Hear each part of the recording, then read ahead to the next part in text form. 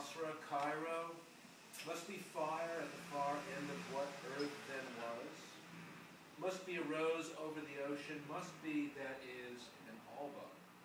Lovers disappear before they're seen, must be, that is, about the sun rising, about the centrality of passion to earth's turning, must be about the end of night, of the world and all its transfiguring shadows, must be a song about all men and women, all our lovers who fly from each other's arms in the coming of the world of light, of knowledge after a life of speculation, of kisses, of whispers, of trust, of hiding from the watchman who makes the rounds.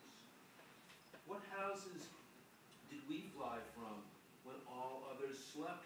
Those who thought us incapable of any such extravagant passion, those who thought we could think of anything but each other, those dreary spouses of daylight, must be Kabul, Florence, Bremen, must be the 12th century or the 9th or the 14th, some court where the royal alchemist says, in heaven we enter into every beauty and it becomes our garment, the form in which we appear to ourselves and others. Must be told by troubadours, by Bedouins in Baghdad, Damascus, Jerusalem. Must be told by Attila Altama, the celestial twin of the soul revealed at dawn, the hour when statistics indicate most suicides occur. Must be Granada, Tunis, Albania, or Syria. Must be wherever John of the Cross was imprisoned, Halaj was executed, wherever a rose of fire broke open over the ocean.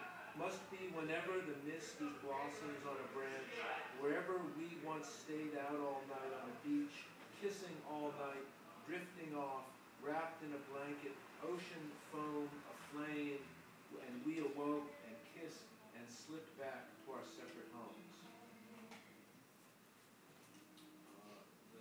The next section I'd like to read begins with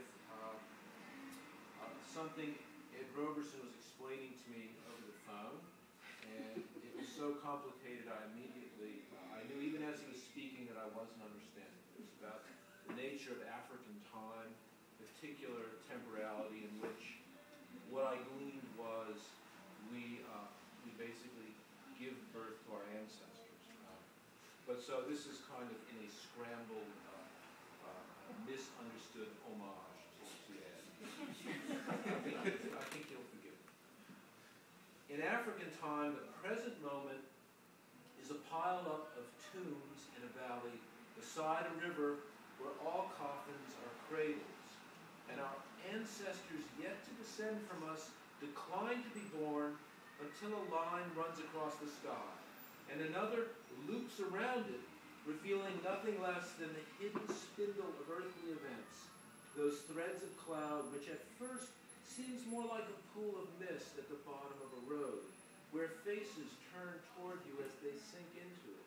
Then the mist dries up, the sun wobbles, the earth goes sideways, and guests bring a meal, as to a household in mourning, but who has died here?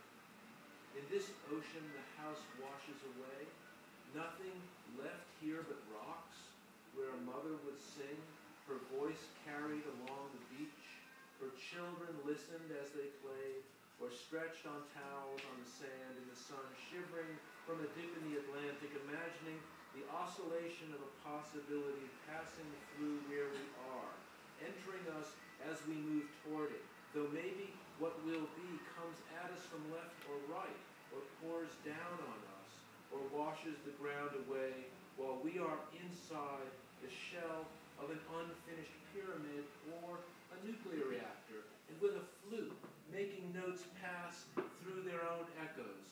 Like wind through mountain flowers, the path curves, vast blue water is there, a channel to the ocean. Infinity must have first existed inside us before we could find it, in numbers, or the stars, which were all inside us as well, long before we knew of them. At first, there was a feeling of infinity, and every language was led toward it, though each in a roundabout way, the theologian says. A boy running track, twists his foot, and now he packs it in ice. He's home, stretched out, looking out at the sky, gray, cold, the ice around his foot in a bag held with saran wrap against the ache. He's drifting off in the volley of opposites. Warm blanket, cold ice.